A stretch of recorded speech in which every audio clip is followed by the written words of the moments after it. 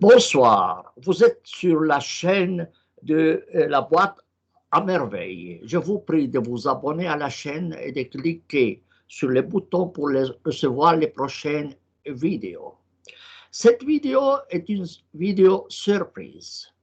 En fait, un vieil ami de Paris vient de m'appeler pour m'informer qu'il vient de sortir un livre intitulé L'analyse d'Allah ou la psychanalyse d'Allah. La psychanalyse d'Allah, vous voyez, c'est vraiment tout naturel. Alors, je lui ai tout de suite proposé de faire un compte rendu de ce livre, mais par sa voix lui-même. Je lui ai demandé de se présenter et de présenter son livre. Alors moi, je ne vous le présente pas, on n'est jamais mieux servi que par soi-même, c'est son affaire. Débrouille-toi, cher ami, pour te présenter à mes auditeurs. Voilà. Très bien. Alors, je peux te dire que j'ai plusieurs casquettes. Je suis psychiatre. J'ai été psychiatre des urgences en particulier. Je suis psychanalyste aussi. J'ai fait une petite licence de philosophie et je m'intéresse depuis très longtemps à l'histoire des religions et le problème de la foi.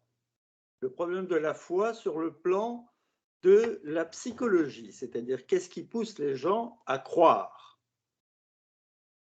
Alors, j'ai appelé ça donc psychanalyse d'Allah, mais en fait, ça n'est pas une psychanalyse. C'est pour faire une psychanalyse, il faut avoir rencontré et parlé avec quelqu'un. Or, je n'ai jamais rencontré Allah. Il ne m'a jamais parlé. Hein, il a déjà parlé une fois il y a assez longtemps, et puis là, actuellement, il se tait et il ne m'a pas parlé.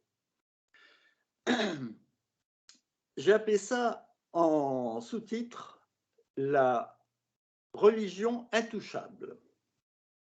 Et j'ai essayé de donner un aperçu qui se veut intelligible par tout le monde, c'est-à-dire sans jargon psychanalytique en particulier, avec des termes qui sont compréhensibles pour tous et qui se basent essentiellement sur, d'une part, ce qu'on pourrait appeler l'essence de l'islam et d'autre part, les pratiques de l'islam.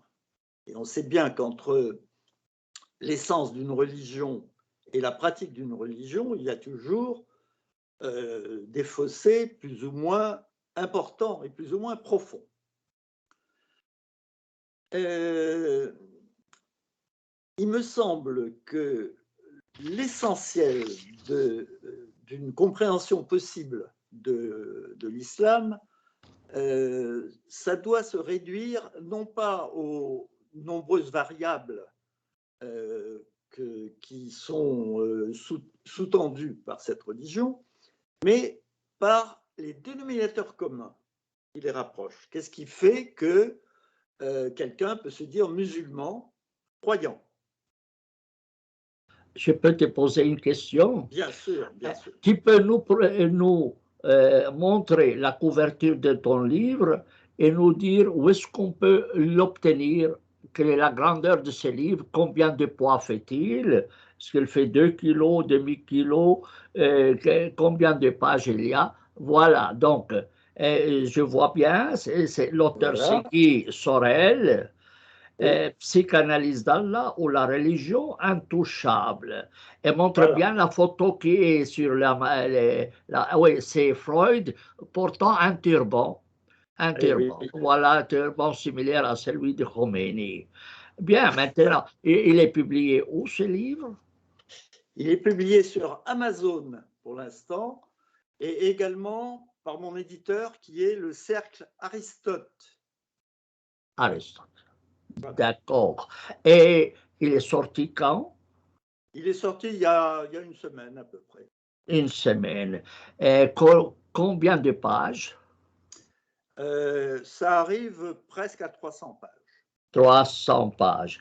Tu peux nous dire quel est son prix si on le commande chez Amazon? Le 23 €. 23 euros. Très bien. Très, très bien. Et une autre question qui me concerne, c'est que toi, tu dis psychanalyse d'Allah.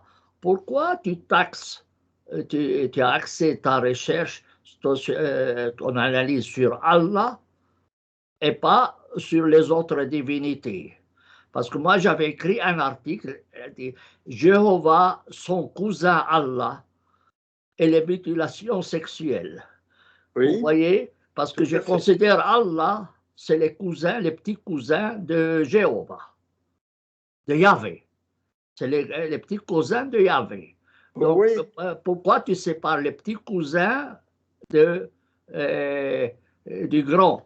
alors, parce que je pense que la différence entre les deux, c'est que le Jéhovah et Jésus, Jésus, c'est peut-être un tout petit peu différent, mais Jéhovah, en tout cas, a, a donné naissance à une religion qui ne pose pas de problème sur les populations actuelles.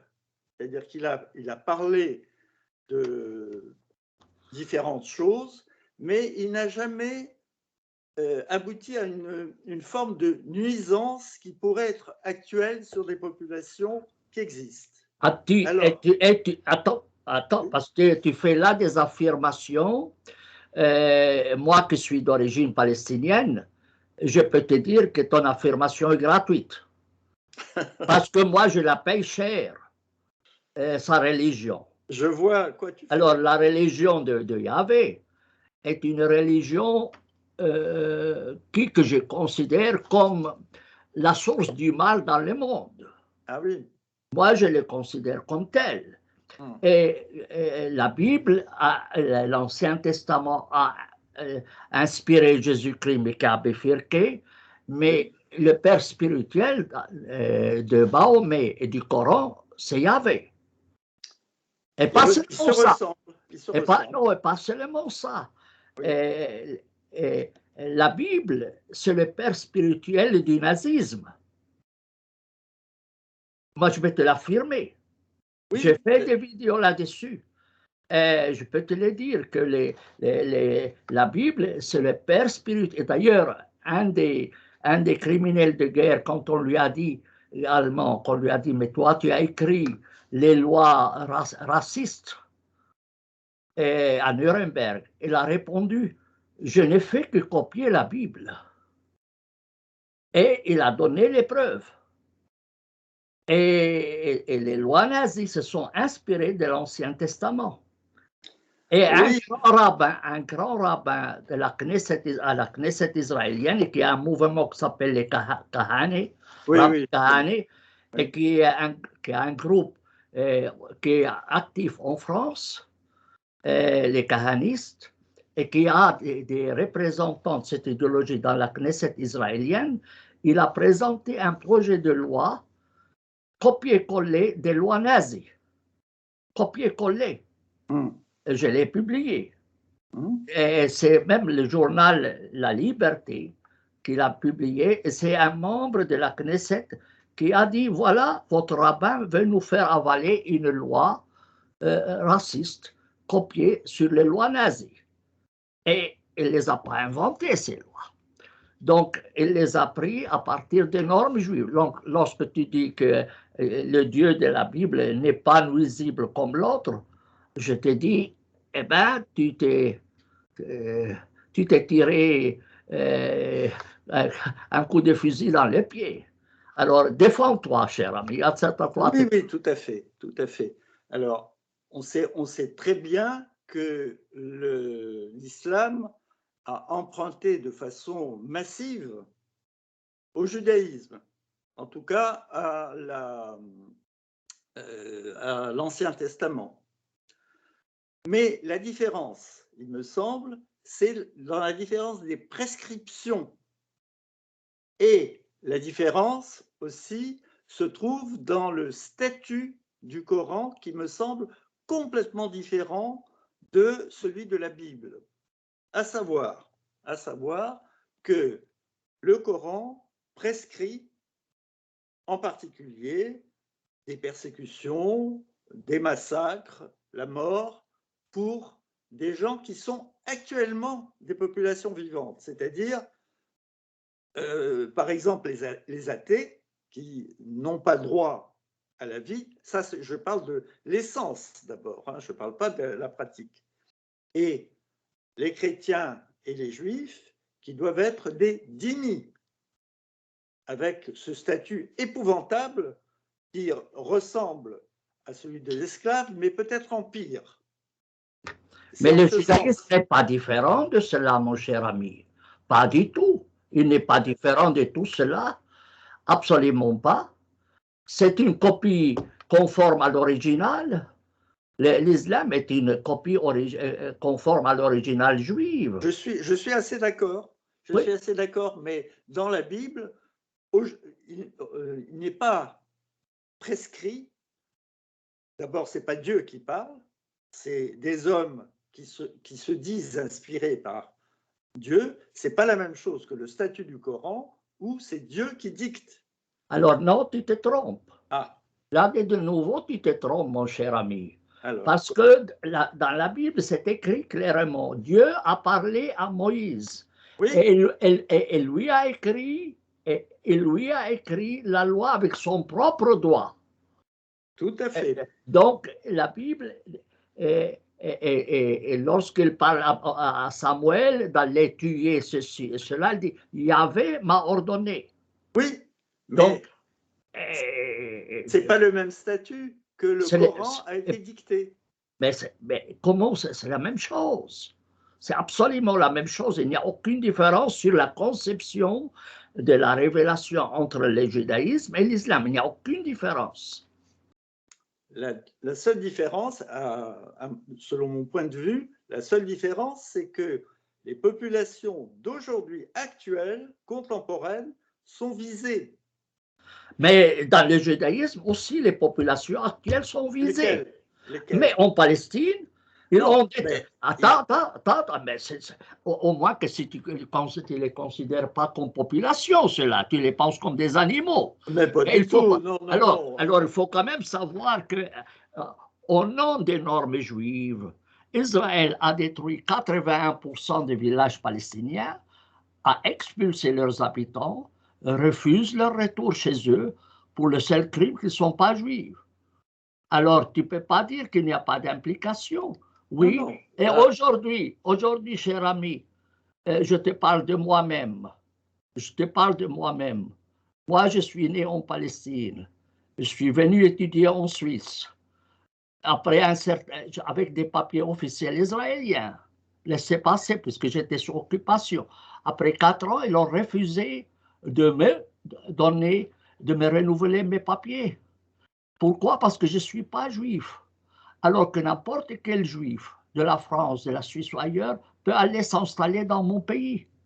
Et mon cas s'applique à des milliers de jeunes qui ont quitté le pays. Donc, quand tu me dis ça n'a pas d'implication, oui, il y a des implications. Non. Ce que je te dis, c'est que par exemple, dans la Bible, y compris dans l'Ancien Testament, il n'est pas écrit qu'aujourd'hui, il faut persécuter les Palestiniens. Mais bien sûr, c'est écrit. Mais bien sûr. Et quelle est la pratique israélienne? C'est une persécution qui est basée sur la Bible. Mais bien sûr. Ça n'est pas prescrit pour une population précise. Mais elle est prescrite contre tous non-juifs, mon cher ami. Elle est prescrite contre tous non-juifs. Donc, il y a un problème. Quand même beaucoup de non-juifs qui peuvent vivre en Israël sans être inquiétés. Mais oui, mais il y a aussi beaucoup d'autres à qui on a détruit les villages. 80% des villages ont été détruits et leur population chassée. Et il y a une loi israélienne qui dit tout réfugié palestinien qui tente de rentrer chez lui, la loi israélienne donne l'ordre aux soldats israéliens de leur tirer dessus. Alors, quand tu dis je pas comprends d'implication. Je comprends très bien ton point de vue, mais Voilà. il me semble que c'est sur le plan des conséquences et du nombre de morts, ça n'a rien à voir. Même s'ils persécutent effectivement ce pays, ils n'ont pas dans leur histoire l'histoire sanglante de l'islam. Mon cher ami, la différence, c'est leur nombre. Oui, ça compte. Mais oui, mais ça compte, mais vu même avec leur petit nombre, le mal qu'ils ont fait, on ne peut pas n'importe. Mais moi, je te parle du judaïsme comme norme. Parce que toi, tu parles d'Allah. Toi, tu parles d'Allah. Et moi, je t'oppose Yahvé. Et je te dis que Yahvé est aussi criminel qu'Allah. Il est moins criminel de masse. Pas, écoute, mais non, mon cher ami, les principes, c'est les mêmes. Et après, il faut les mettre à exécution. Eh bien, quand ils l'ont pu, ils l'ont exécuté. C'est ça les problèmes. Tu vois ce qui me pose comme problème, ton livre, c'est ça. Je ne l'ai pas lu. Mais le titre, déjà, parce que moi, si j'étais toi, j'aurais psychanalysé le Dieu des monothéistes. Que ce soit Yahvé. C'est un peu ça, hein, c'est Dieu monothéiste. Oui, oui, mais toi, le Dieu monothéiste qui prescrit la mort de celui qui n'est pas comme lui. Mais c'est la même chose du judaïsme. Mais c'est la même chose, c'est ça, parce que je crois que toi, tu parles d'un préjugé. D'un préjugé parce que tu le sens en France, etc. Mais tu oublies quand même qu'il y a d'autres qui en souffrent. Mais non, je n'oublie pas du tout. Je n'oublie pas du tout. Ouais. Mais je ne les mets pas dans la même échelle. C'est la même échelle, mon ami, sur le plan idéologique. C'est la même chose. C'est la même chose. Le totalitarisme qui a tué de façon horrible, c'est le nazisme, en premier. Mais l'idéologie nazie est reprise de la Bible, mon ami. C'est ce que tu oublies. Le second totalitarisme qui a tué plus que le nazisme, c'est le communisme. Oui. Et le troisième, c'est le but de mon livre, c'est l'exposé de mon livre. Oui. Et le troisième totalitarisme qui a tué encore plus que les deux, c'est l'islam. Oui, c'est clair, ça c'est clair. Sur le nombre. C'est en ce sens-là que j'ai choisi le pire des trois. Oui, mais sur le plan idéologique. Sur le plan idéologique, toi tu parles d'Allah. Allah des Juifs, il y avait des Juifs. Oui. Et Allah des musulmans sont des parentés. Je suis d'accord. Sont comme deux gouttes d'eau qui se ressemblent. Tu peux pas incriminer Allah et absoudre Yahvé. Ah non, j'absous pas du tout. Je pense que c'est une inspiration directe. Il n'y a qu'à voir, les rituels se ressemblent énormément. Ce sont des cousins. Oui, absolument, absolument. Oui, j'ai choisi Allah parce qu'il est un peu plus historique que Moïse ou Yahvé. Mais est-ce que je veux faire l'avocat du diable? Bien sûr. Parce qu'en fait, toi, tu t'attaques à Allah. Parce que c'est simple de s'attaquer à lui. Alors que tu ne peux pas toucher. Il est tout puissant. Oui, mais tu n'oses pas toucher Yahvé. Ça, il faut le dire. Non, c'est pas. Moi, Yahvé, je trouve absolument pas sympathique. Alors voilà ce que je voulais entendre de ta bouche. Et c'est que moi, le titre est provocateur. Le titre est pour moi, il est provocateur parce que je dis oui, mais toi tu parles à quelqu'un qui souffre d'Allah, tu vois, mais tu oublies que je souffre aussi de l'autre. Non, je n'oublie pas du tout. J'oublie pas de tout, mais je ne peux pas, si tu veux. Le point de départ, je voulais faire un livre sur les dieux monothéistes. Les trois Ouais, dieux monothéistes. Il y en a, voilà. soi-disant, un Dieu unique, mais ils sont trois, en fait. Et ils Ouais, sont différents les uns des autres. c'est exact. Le Un premier et le petit peu. troisième se ressemblent beaucoup, ça c'est sûr. Oui, comme deux gouttes d'eau. Oui, oui. Comme deux Mais gouttes. le Yahvé, il est pas sympathique du tout et il ressemble dans une certaine mesure à Allah, mais il est moins historiquement ciblé. 2000 ans avant Jésus-Christ, l'histoire, ça n'existe pas. C'est des légendes, c'est un mélange d'histoires racontées, de mythes, de légendes, etc. Ça me semble trop loin pour avoir des bases un petit peu plus proches du contemporain. Alors qu'il y a une histoire. Alors que nous le vivons aujourd'hui, cher ami, moi je le vis dans ma chair. D'accord, je suis Je le vis d'accord. dans ma chair, les Palestiniens le vivent dans leur chair. Il y a 81% des villages palestiniens détruits par Israël. Tu ne peux pas Oui, dire qu'il n'est pas néfaste, c'est Dieu. je suis d'accord, mais il me semble, si tu veux, dans la mesure où je suis en France, il me Ah oui, semble alors ça c'est que autre chose, tu vois. Donc toi, en fait, tu parles c'est du comme fait toi. français. Toi, tu es Voilà, beaucoup plus sensible parce que ton histoire voilà. Alors voilà, est à maintenant c'est contraire. plus clair. Ça, Maintenant moi, c'est plus clair. c'est différent. Ça clarifie. En fait, toi, tu t'attaques à un fait dont tu souffres en France, et, mais tu regardes, alors tu vas jusqu'à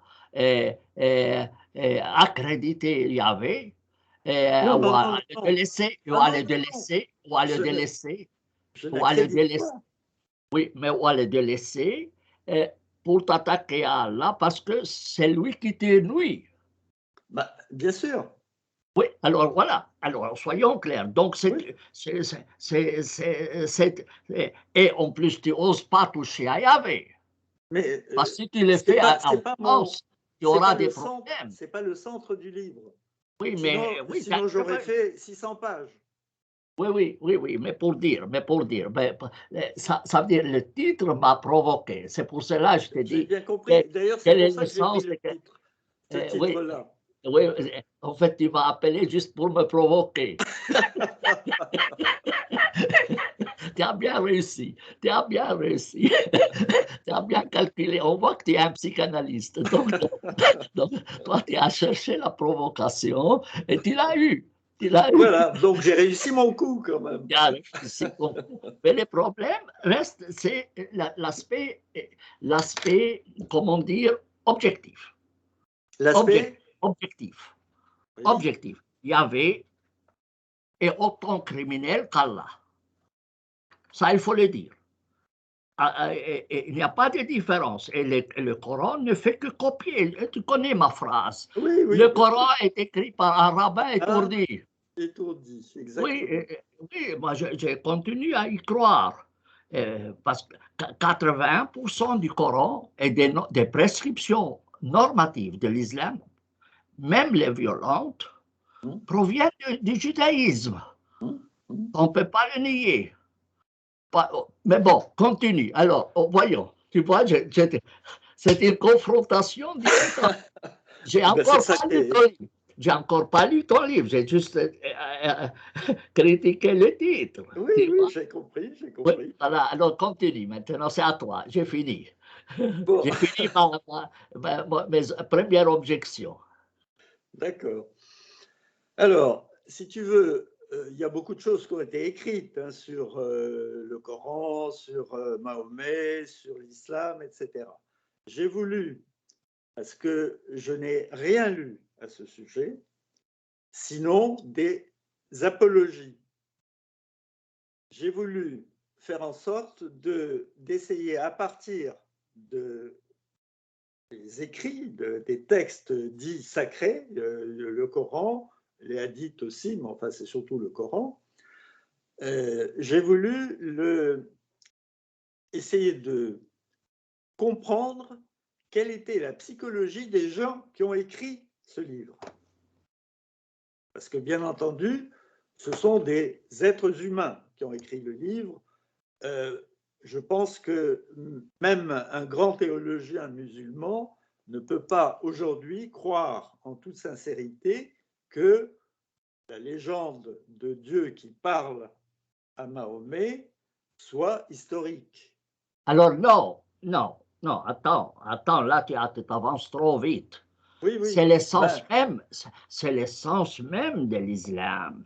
L'essence même de l'islam que le Coran provient de Dieu. et oui, oui. Alors, Mais eh, c'est ce que je, si tu veux, le processus oui, de mon livre est de dire que le statut du Coran, à savoir que c'est Dieu qui a parlé, ça aboutit à une impasse que j'appelle l'impasse islamique et qui est indépassable et qui interdit toute réforme.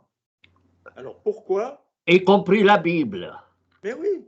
Alors, ben, La c'est ça. Bible. Pour cela, moi, j'aurais vu les choses de l'autre angle, tu vois. Oui, J'ai dit que, il est où le problème, cher ami? Il est où le problème? Je t'explique, mais c'est ton livre, pas le mien. C'est qu'en fait, pourquoi c'est indépassable? Parce que Dieu, c'est un législateur. je sais, Mais c'est la même chose du judaïsme. mais Et peut-être, Moïse, c'est un législateur. oui, Tu vois? Et le fait que tu établis Dieu comme législateur, tu ne peux pas le changer parce que tu ne peux pas le contacter pour lui dire change ta loi.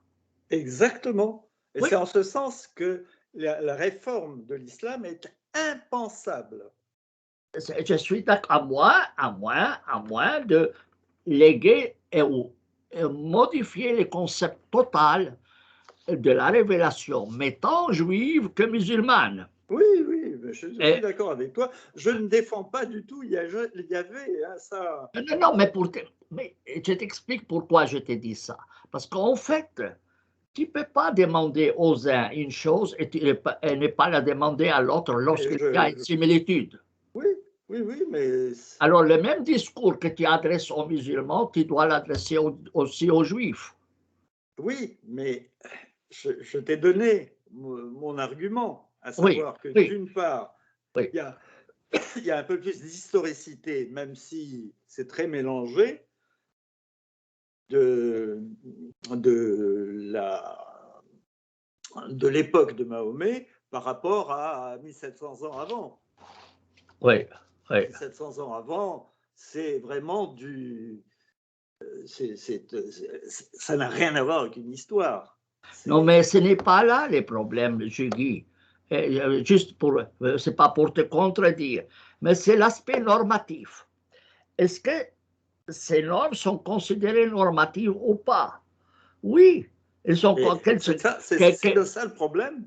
que ce soit dans l'Ancien Testament ou dans Oui, le Coran, oui, la je même suis chose. d'accord. Alors, c'est Je pour ne cela que défends je pas dis, la religion, quelle je, qu'elle je, soit, et surtout je, pas le je, monothéisme. mais je ne vais pas te faire un mauvais procès, pas du tout. Mais, Fais-moi un bon procès. oui, ou un bon procès aussi. Je fais juste l'avocat du diable. Très C'est bien. que si tu veux modifier les normes musulmanes, Non, je ne veux pas modifier. mais oui, mais toi dis c'est irréformable. Oui. Irréformable. Mais il faut quand même les réformer si on peut vivre. Et pour les réformer, alors quel est le processus?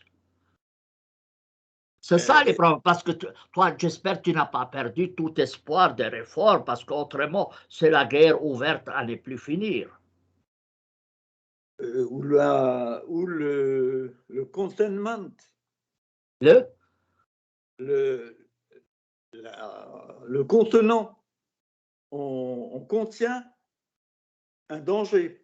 Ce n'est pas oui, forcément la guerre de contenir un danger. oui, mais comment réformer, puisque toi, tu as travaillé sur la psychanalyse Oui, des dieux, oui, comment, dans oui. les cas présents, comment tu peux changer des normes impératives? Mais ce que je dis, c'est que c'est une impasse, mais vrai. Tu C'est vois, juste. c'est un peu comme si il y a un malade Oui, qui vient me voir qui a une maladie mortelle ouais, vis-à-vis de laquelle on ne peut rien faire et ouais, qui dit « mais tu as quand même une solution, tu es docteur ». ouais, Eh ben, je ne peux pas lui répondre parce que c'est trop dur pour lui, mais je sais que si je lui dis « ne t'inquiète pas, on va arriver à te sauver, etc. », je serai un menteur. Il y a des fois où il n'y a pas d'issue à un problème. ah, Et donc voilà. toi, tu estimes qu'il n'y a aucune possibilité de sortir de ce problème. Non, de sortir, certainement pas. De faire en sorte que ce ne soit pas déflagrateur, ça c'est possible. Ouais, Puisqu'il y a des intérêts économiques, il y a des intérêts qui font. Regarde, les pays arabes sont maintenant presque copains avec Israël, alors que ce n'était pas évident. Et ça ne veut pas dire qu'ils s'aiment et qu'ils sont contents d'être ensemble. Ça veut ouais, dire simplement qu'ils trouvent une sorte de compromis un peu boiteux, mais enfin, qui permet de ne pas s'entretuer. ouais, C'est un peu ça hein, que j'essaie de dire. Et mon projet, c'est d'essayer de trouver ou d'expliciter plutôt au mieux avec ce qu'on sait de la psychologie, puisque toutes les idées, tous les systèmes, quels qu'ils soient, ils jaillissent de cerveau humain. Et le cerveau humain, il peut fonctionner avec la raison, ça c'est des efforts, c'est un travail, etc. Et il peut fonctionner avec un autre système. Et le système, c'est le système un peu de l'immédiateté, de l'immédiat émotionnel. Je te donne un exemple pour éclaircir la chose. Tu te trouves devant un danger, il y a un lion qui est devant toi et qui va te bouffer. Comment tu réagis?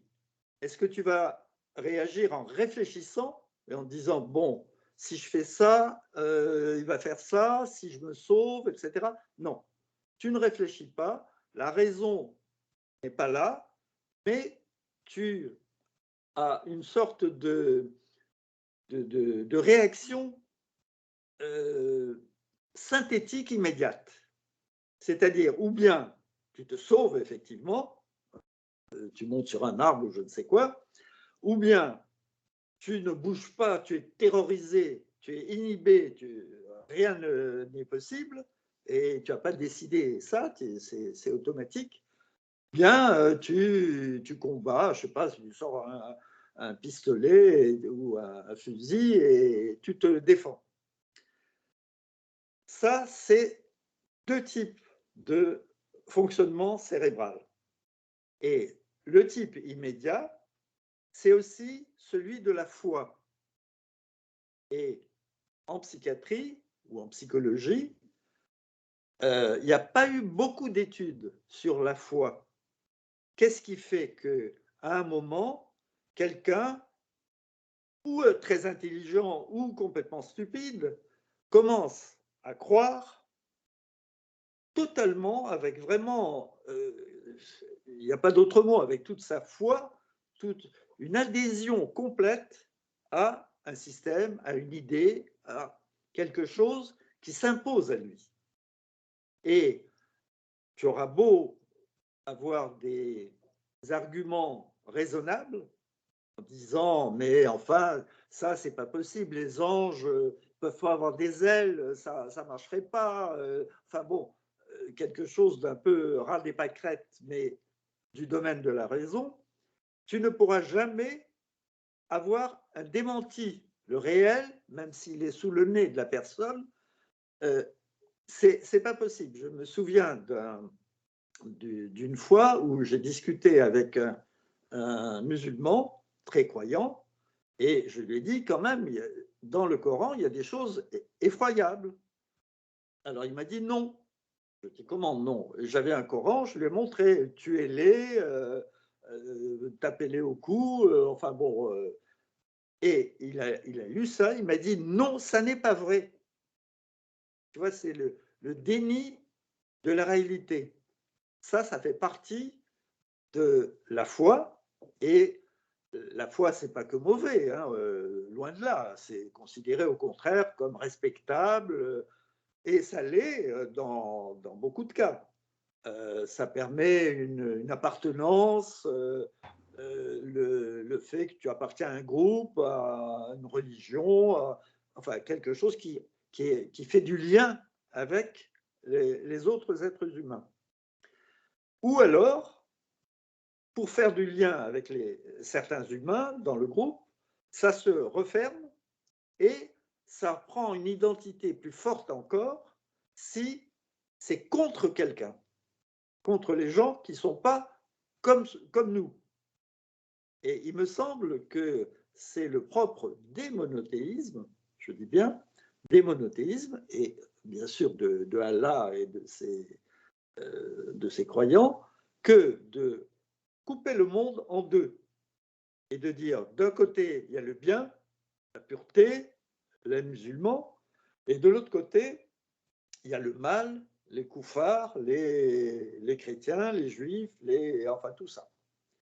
Et à partir de là, il y a une filière, enfin une relation tout à fait évidente avec ce qu'on appelle en psychiatrie la paranoïa, avec la persécution, l'idée qu'on est victime de l'autre et qu'on a le droit de tuer l'autre puisqu'on est victime.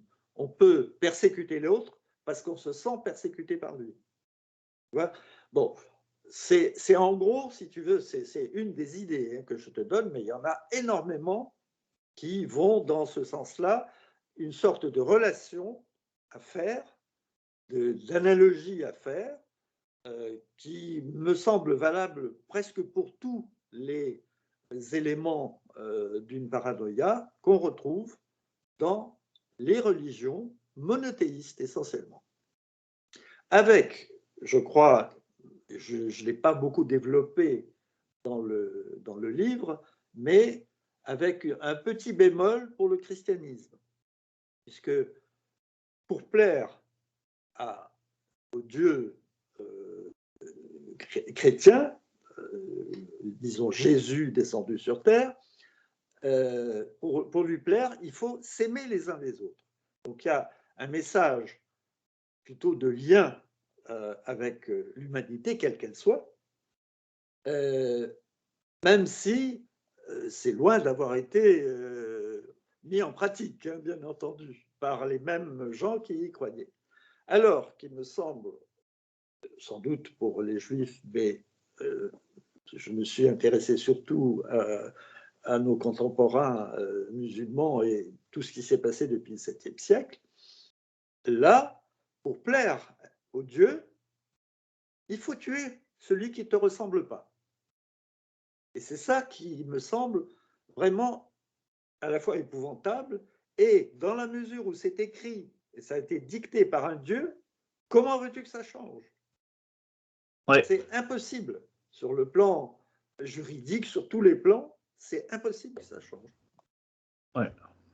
C'est pour ça que j'ai un regard plutôt pessimiste et qui me semble il n'y a pas de solution qui permettrait à tout le monde d'aller au paradis gentiment tous ensemble. Il faut, on trouve, ça arrive, des compromis qui permettent de supporter avec des limites. Oui. Donc, toi, tu penses qu'il n'y a aucune possibilité de cohabitation? Ah si, cohabitation, c'est possible, mais pas comme ce qui se passe actuellement en France. À Ouais. savoir, il n'y a pas de cohabitation. Il y a, bien sûr, il y a des relations interindividuelles, elles peuvent être excellentes. Hein. J'ai beaucoup de copains qui sont musulmans et on s'entend très bien. Ce n'est pas sur les êtres humains. Si on dit, par exemple, que la femme est inférieure et très maltraitée par la religion monothéiste, ça ne veut pas dire qu'un musulman n'aime pas sa femme et qu'il ne la frappe pas. Hein, c'est évident. Il faut faire la différence entre l'individuel et le collectif. Oui. Oui. Oui. Sur le plan collectif, ce n'est pas possible. Sur le plan individuel, il n'y a aucun problème. Oui. Oui. Alors, quelle est la porte de sortie de ces problèmes?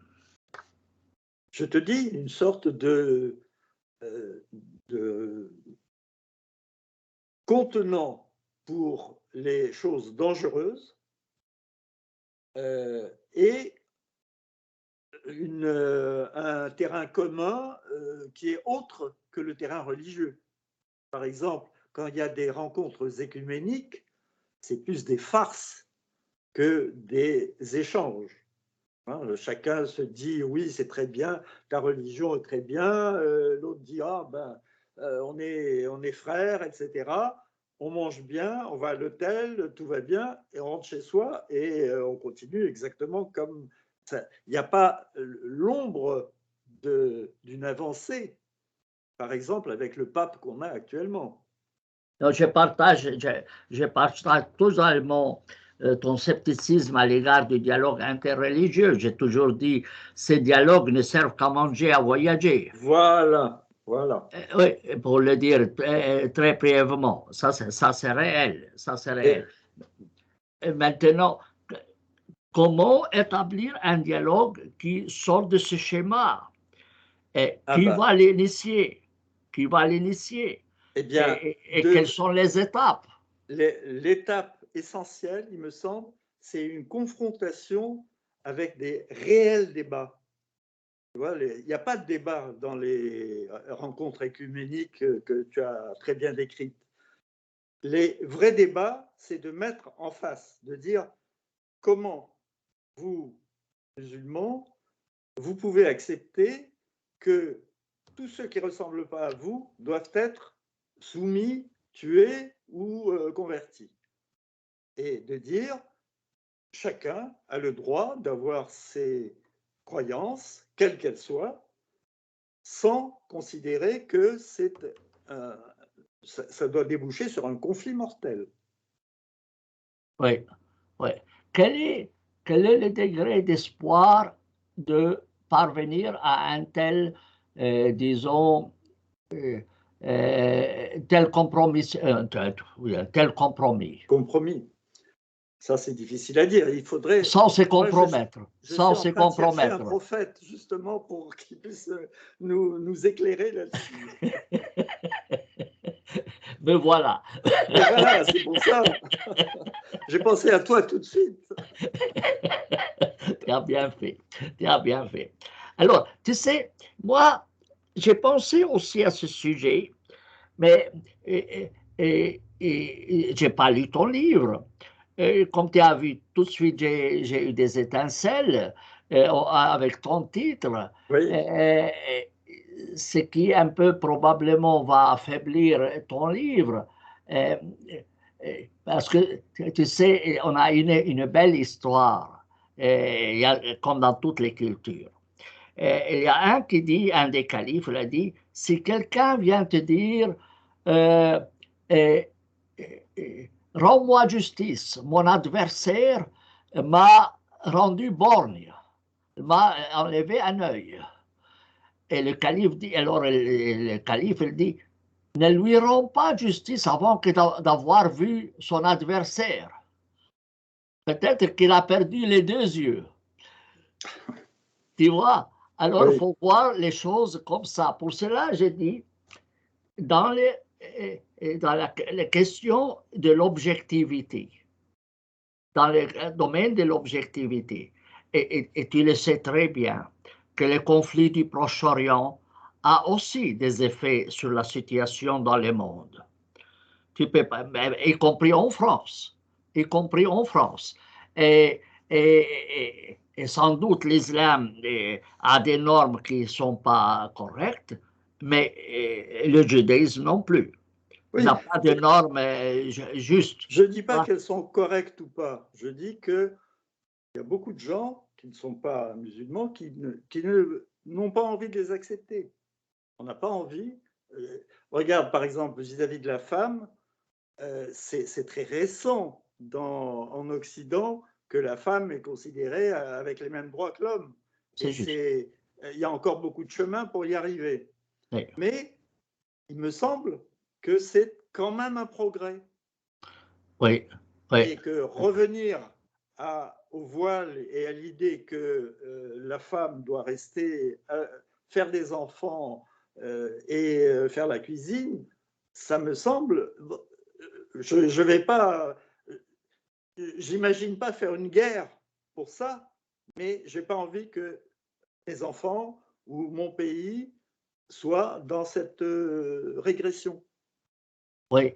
En fait, moi, quand je pense moi-même à cette situation, je me dis comment les chrétiens ont pu se libérer du poids de l'Église ou de la Oui, religion. oui. Parce que là, il y a un modèle. Il y a un modèle, mais il y a des explications à ça. Oui, justement, c'est cette explication, si on connaît, parce qu'il y a des recettes qui ont marché. Il y a des recettes qui ont même marché avec les Juifs. Oui, Sous Napoléon, quand il a exigé des Juifs de respecter certaines normes. oui, Il dit, je vais vous donner la nationalité, mais à condition que tout à fait, tout à je fait. ne Il a vous très donne bien pas. fait. Oui, et ça, je l'ai toujours dit. Oui, J'ai dit, les normes qu'on a exigées des Juifs doivent être exigées des musulmans. oui, mais c'est pas possible. Mais alors, dans ces cas-là, on est dans l'impasse.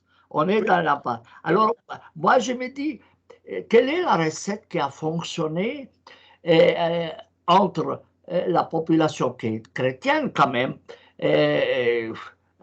même peut-être pas très pratiquante, mais c'est pas à moi de les juger, et les autorités religieuses ou les concepts religieux. Et c'est le travail des philosophes des Lumières, n'est-ce pas, qui a... oui, enfin, c'est aussi le travail des philosophes des Lumières, mais c'est le travail de génération et de génération, Absolument. avec des moments très douloureux et très sanglants. Oui, bien sûr. L'Église a beaucoup lutté contre les gens qui voulaient avoir un peu plus de liberté.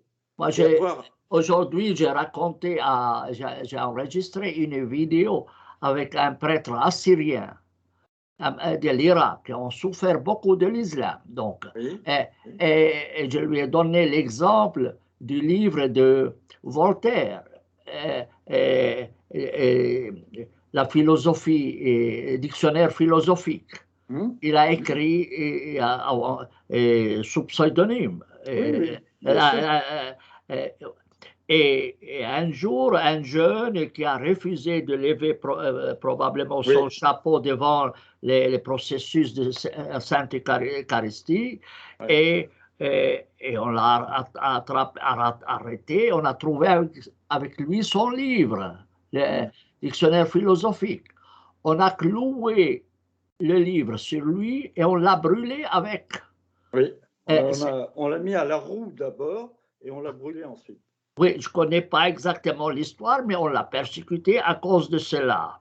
Et là, on a obligé l'Église de céder, céder sur le plan législatif, de céder sur le plan judiciaire et sur le plan exécutif. Tout à Que fait. la religion reste dans votre Église. Elle ne doit pas sortir. Et on a ici le modèle suisse. Si tu veux, tous les religieux, même les religieux non croyants, l'intérêt, le mobile essentiel qui les portait, c'était le pouvoir et l'emprise sur autrui. Et ils s'appuyaient sur la sacralité pour défendre leur pouvoir. Leur autorité ne reposait que sur la relation imaginaire qu'ils avaient avec leur Dieu. Exact. Et dans la mesure où le message premier était l'amour, même si, encore une fois, ce n'était pas très mis en pratique, ça a permis d'utiliser le message religieux pour lutter contre le clergé. C'est-à-dire de dire, vous dites qu'il faut s'aimer, eh ben, en brûlant les gens, c'est pas possible de les aimer. Et tout ce que vous dites, tu sais que quand l'Inquisition faisait la question, c'est-à-dire torturer affreusement les gens, sur la croix qui était dans la chambre, il mettait un voile pour ne pas que le Christ voie ces horreurs. Ah, ah. Extraordinaire, ça. Oui, absolument, absolument. Mais moi, j'ai trouvé le point central avec le christianisme, puisque tu as fait une petite distinction entre le christianisme, le judaïsme et l'islam, c'est que dans le christianisme, ce n'est pas une religion légaliste, ce n'est pas Oui. une religion de loi. Il n'y a pas de... l'évangile dans son ensemble ne comporte pas beaucoup de normes, très très peu, très Oui. très peu, contrairement à l'Ancien Testament, contrairement au Coran. Alors l'Occident a pu se libérer du poids, il a pu légiférer, puisqu'il n'y a pas de normes. Et tu sais que le christianisme, quand il s'est répandu dans l'Empire ottoman, dans l'Empire romain, les Romains ont dit oui, mais si on veut devenir chrétien, quelle loi on va appliquer? Ils n'ont pas de trouver de loi. Alors ils ont défini la loi quoi? Ils ont dit, c'est Gaius, la loi c'est ce que le peuple décide. Et c'est cette norme-là qui a créé en fait la démocratie moderne. C'est le peuple qui décide. Alors que dans le judaïsme et dans l'islam, c'est Dieu qui décide. C'est ça l'impasse. C'est ça, c'est ce point-là, c'est le problème légal. C'est le problème légal. Et tu ne peux t'en sortir de ça que si tu dis, écoute, tu dois mettre une croix, propre et figurée, sur cette idée que c'est Dieu qui a établi ces normes. À ce moment-là, tu détruis le Coran. Aussi la Bible. Aussi la Bible, oui l'Ancien Testament. En tout cas, l'Ancien Testament, et par exemple, une de mes revendications, moi, c'est qu'on ne publie pas l'Ancien Testament, le Nouveau Testament et les Corans qu'avec un avertissement. Exact. Et c'est ce que j'ai fait dans mon traduction du Coran français en anglais et même en arabe, j'ai mis un avertissement en disant que ce livre est dangereux. Oui, un avertissement, je dis voilà, ce livre, il faut le lire avec un œil critique, il comporte des normes contraires aux droits de l'homme. Ben oui, mais... Et ça, il faut le dire. Tu peux le dire parce que tu n'es pas musulman. Un musulman ne pourra jamais dire ça. Sauf s'il n'est plus musulman. Mais les juifs non plus. Les juifs, mais oui, mais les juifs, c'est secondaire. Enfin. Non, c'est pas secondaire, ce que tu dis. Oui. C'est secondaire pour toi, mais pas pour nous. Mais pas pour nous, mais pas pour le Proche-Orient. Parce que c'est le même concept. Tu ne peux pas exiger de quelqu'un qui est malade de quelque chose, de faire quelque chose, alors que l'autre, c'est la même chose. Alors tu dis non, il faut traiter tous les gens sur un pied d'égalité. Tu vois? Et là, c'est un problème. Alors, tu sais, dans la première conférence que j'ai donnée après mes études en Europe, c'était à Sénanque. Tu connais l'abbaye de Sénanque? Oui, bien sûr. La fameuse. On nous a réunis, juifs, chrétiens et musulmans, pour parler des droits de l'homme. Et j'ai les livres encore là. C'était, je crois, en 78, 79. J'ai le livre encore là. Et je me rappelle, j'ai rencontré le père Claude Geoffrey. C'était un dominicain. Je lui dis, comment tu peux croire que la Bible est parole de Dieu alors qu'il y a des atrocités dedans? Dieu serait un boucher. Comment tu peux? Et qu'est-ce qu'il t'a répondu? Alors il m'a répondu, en fait, et tu as mal compris le texte. Je dis, qu'est-ce que j'ai pas compris? Il m'a dit, la Bible n'est pas la parole de Dieu à l'homme, mais c'est la Exactement. parole de l'homme sur Dieu. C'est exactement ça, oui. Et ça a résolu tous les problèmes. Mais oui. Et pour cela, j'ai dit, il faut revoir ce concept et l'enseigner dans les écoles, Oui, mais c'est les ce que je te disais. universités. C'est ce que je te disais au départ. Oui. Je te dis, c'est une impasse parce que le statut du Coran, c'est Dieu qui l'a dicté. Mais, mais tu sais, si tu veux être crédible, il faut cesser de parler du Coran et parler des livres sacrés. Si tu veux être crédible, il faut que ton discours s'adresse aux deux. Parce qu'autrement, les musulmans vont se dire, ah, tu nous vises nous et les autres. Et les autres. Non, ça, c'est pas un argument.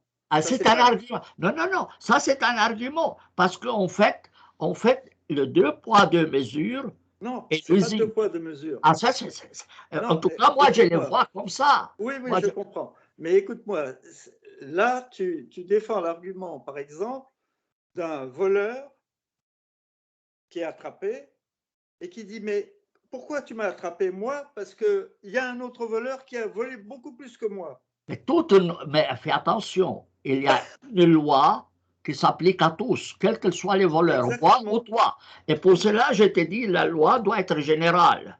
Elle ne Oui, doit oui, pas mais s'adresser moi, je suis seulement à M. d'accord. Aldeb, ça ne doit pas s'adresser à M. Aldeb, mais aussi à M. Lévy. Tu vois? Et Absolument. que n'importe quel voleur attrapé, il doit être puni.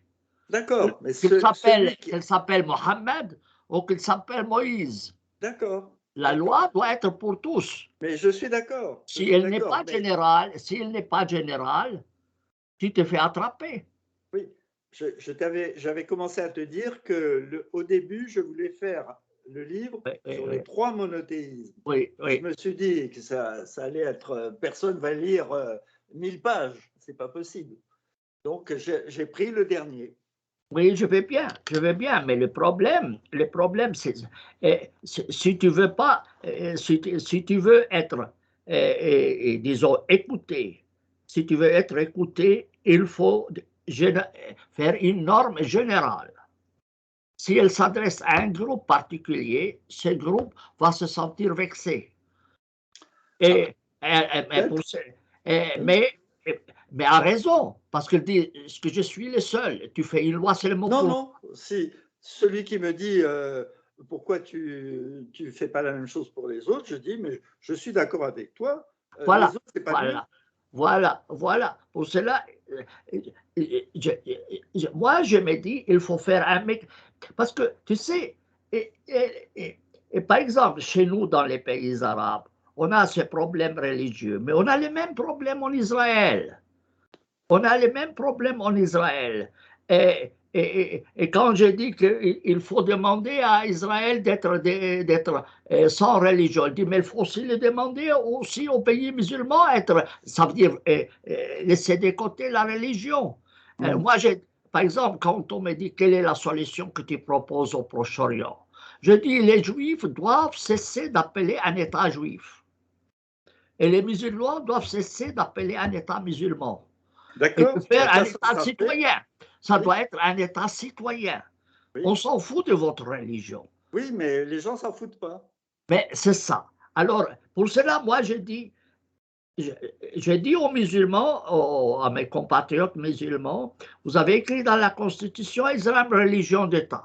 Jamais je ne l'accepterai. Et les Juifs disent, c'est un État juif. J'ai dit, jamais je ne l'accepterai. Je ne peux pas demander aux musulmans, mes Tu as raison, compatriotes, de laisser tomber l'islam religion d'État alors qu'Israël est là. mais je Alors, suis je les d'accord. demande. On est Alors, d'accord. alors moi, tu sais, le conflit du Proche-Orient dure depuis plus que 100 ans. 70 ans. Oui, 70 ans. Mais tu oui. sais, tu peux le résoudre au moins de 7 minutes. 7 minutes. Mais c'est simple. Tu te les mets à table, tu dis, chacun laisse tomber ses normes discriminatoires. Et oui, mais qui c'est Et qui va dire oui? Mais fais attention. Alors, appliquez l'article 1er et 2 de la Déclaration universelle des droits de l'homme et vous avez résolu tous les problèmes. D'accord, mais ils vont te Et dire fini. on s'assoit dessus. Voilà, c'est ça les problèmes. Alors je dis, mais qui va dire oui? Ça veut dire qu'ils ne veulent pas de solution. Exactement. Alors, c'est leur problème. Alors je dis, mangez-vous les uns les autres. C'est ce qu'ils font. C'est ça ce qu'ils font. Pour cela, je dis, si vous me demandez, puisque dit, je cherche un prophète, moi je leur dis, mais c'est simple, c'est 7 minutes pour régler 70 ans de conflit. C'est accepter de travailler sur la base de la Déclaration universelle des droits de l'homme et pas sur la base de la Bible ou de... Finalement, tu en viens à dire qu'effectivement, s'il n'y avait pas de religion dans le monde se porterait mieux. Mais tu sais, un colon vient chez un Palestinien, il dit, c'est écrit dans la Bible que cette terre est donnée à moi. Et il le chasse, il détruit sa maison et il déracine ses arbres. Mais ça, c'est ce qu'ils ont fait, sur la base de la Bible. Mais c'est ça, mais toi, tu ne te rends pas compte. Sur la base de la Bible, on fait ça. Et les musulmans disent non, mais cette terre appartient aux musulmans. J'ai dit, écoutez, merde à vous les deux. Vous êtes tous des frères. Vous avez été désunis par les religions. Vous étiez tous païens. Et après, certains sont devenus juifs, d'autres sont devenus chrétiens, d'autres musulmans, et maintenant il y a beaucoup qui se transforment en athées. Donc on a la même idée, c'est que c'est la religion qui détruit les relations entre les hommes. Et absolument, absolument. Là, je partage entièrement ce point. Mais pour cela, moi, je dis, si tu ne tapes pas sur tous en même temps, tu te fais avoir. Et tu ne seras pas entendu. Tu ne seras pas entendu. C'est ça le problème. Tu peux pas. Je répéterai mon argument. Je ne pouvais pas faire un livre de 1000 pages. Je sais, mais pour te dire, il est où le point de faiblesse? Alors, moi, je ne sais même pas combien de pages, mais au moins tu aurais. Je ne sais pas si tu as consacré au moins 2 ou 3 pages au judaïsme.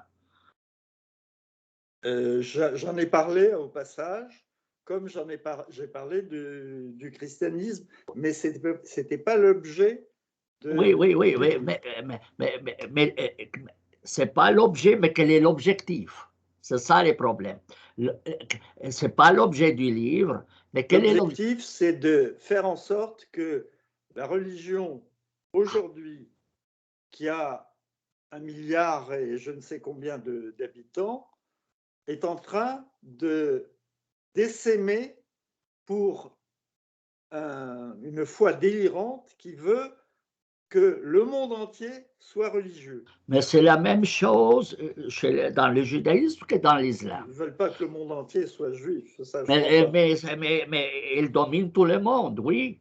Ils dominent tout le monde. Ils dominent tout le monde. Moi, j'ai un ami à moi qui a étudié le chinois. Je dis, mais qu'est-ce qui t'amène en Suisse, toi, à étudier le chinois? Il m'a dit, moi, j'avais 2 choix. Soit étudier l'hébreu, soit le chinois. Je dis, mais pourquoi? Il m'a dit, il n'y a que 2 États indépendants dans le monde. Tous les autres, c'est des colonies. Je dis, lesquels? Il dit, Israël et la Chine. Il m'a dit, ce sont les 2 États qui peuvent tout faire sans que personne ne les touche, sont intouchables. Et il m'a dit, il n'y a pas, il m'a dit même, il n'y a pas human rights. Il y a human rights. Il m'a dit ça, il dit, mets-toi ça en tête. Il n'y a pas de droits de l'homme, il y a des droits des juifs, c'est tout. Il m'a dit ça, tu vois. Alors, et toi, peut-être tu ne prends pas en considération cet élément, mais tous les conflits du Proche-Orient, ça vient des 3 religions.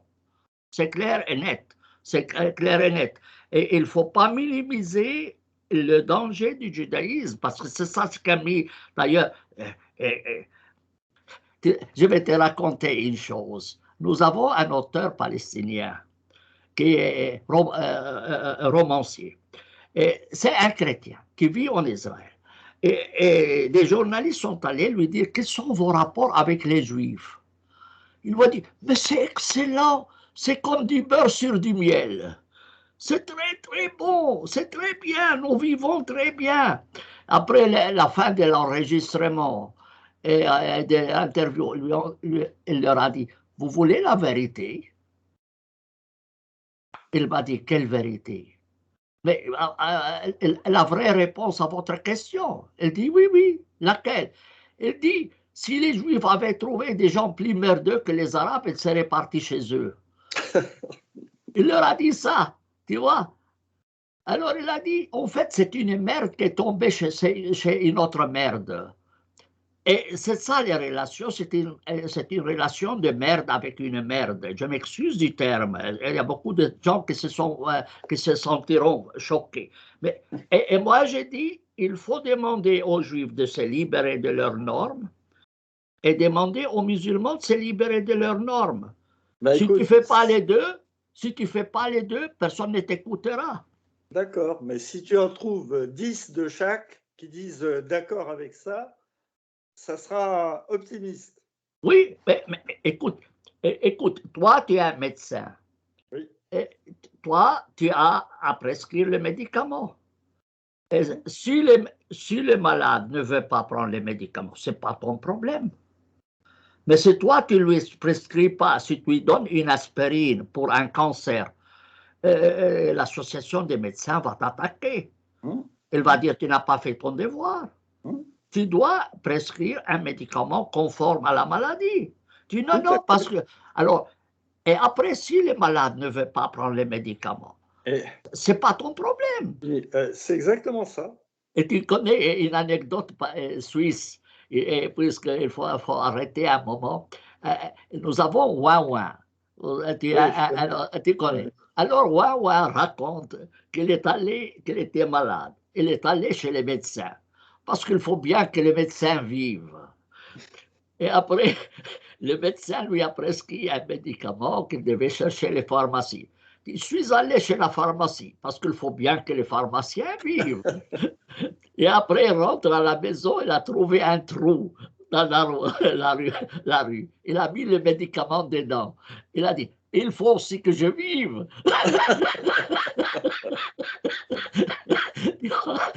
Alors, juste pour terminer cela, en fait, c'est ça les problèmes, c'est que moi, j'ai le devoir de leur dire, voilà la solution. Vous ne voulez pas? Eh bien, démerdez-vous. C'est ce qu'ils font. C'est ça, c'est qu'ils font. Mais tu ne peux pas, toi, prescrire moitié d'un médicament ou un faux médicament. Tu sais, le coronavirus nous a mis tous dans un sale coup. Tu ne peux pas dire je soigne juste la moitié, je vaccine juste la moitié parce qu'ils sont musulmans et l'autre je ne les vaccine pas. Et d'ailleurs, l'OMS, il dit si vous n'avez pas vacciné tout le monde, y compris les Africains, on ne va pas s'arrêter. Et il faut répartir les vaccins équitablement vers tout le monde. Et c'est vraiment le problème. C'est ça, moi, je dis l'objectivité, c'est le principe 1 dans toute solution du conflit du Proche-Orient et aussi en France. En France, parce qu'il y a beaucoup de musulmans qui regardent le côté du Proche-Orient. Ça, tu ne peux pas l'oublier. Pour te dire, alors, si tu n'as pas résolu le conflit du Proche-Orient, tu n'as pas résolu les problèmes de la France. Tu ne peux pas les résoudre. Aujourd'hui, on est dans des vases communicants. Si tu maintiens le conflit, mais le président français disait toujours, n'importez pas en France vos conflits au Proche-Orient. Mais il ne peut pas. Il ne peut pas parce que ce sont des gens qui ont des parentés là-bas. Leurs conflits là-bas, ils les apportent ici. Et inévitablement, ils portent même avec leur jalaba, la même chose. Tu vois? Alors, il faut... Mais bon, en tout cas, moi, je suis content d'avoir fait cette interview avec toi. Ça fait 1 heure. Mais je vais essayer de lire ton livre. Parce que... Et j'espère qu'il en fera une méchante critique. Hein. Ah oui, mais voilà, j'en ai fait déjà. J'en ai déjà fait, parce que c'est aussi utile. Bien sûr. C'est aussi utile pour voir quel est le point de vue de l'autre, parce que tu t'adresses à qui? Si tu t'adresses seulement à toi, tu n'as pas de problème. Tu as trouvé une solution. Mais c'est toute une société qu'il faut. Et toi, tu es le fardeau de la France. Mais nous, on a le fardeau de la Suisse, de toute l'Europe, de tous les Proches-Orient, de nos parentés. Et que faire avec cela? Tu vois? C'est ça les problèmes. C'est ça les problèmes. Écoute, Guy, ça m'a fait vraiment plaisir. C'était une conversation surprise. Et je souhaite tous les succès à ton livre, avec toutes les critiques que j'ai faites, et je vais certainement le lire. Et je vais te souhaiter une bonne soirée. Reste avec moi, je vais juste couper l'enregistrement. Alors, j'invite mes auditeurs d'acheter les livres de Guy et aussi de mettre aux observations sous cette vidéo. Bien sûr, de critiquer. Et de les critiquer comme je l'ai fait moi-même, comme vous avez vu. Je ne l'ai pas épargné. Puis, malgré une longue amitié avec lui, mais je suis comme un médecin, je suis obligé de donner les choses même s'ils me déplaisent. Très bien. C'est mon devoir, c'est mon devoir de prophète. Alors, reste avec moi, je vais juste couper l'enregistrement.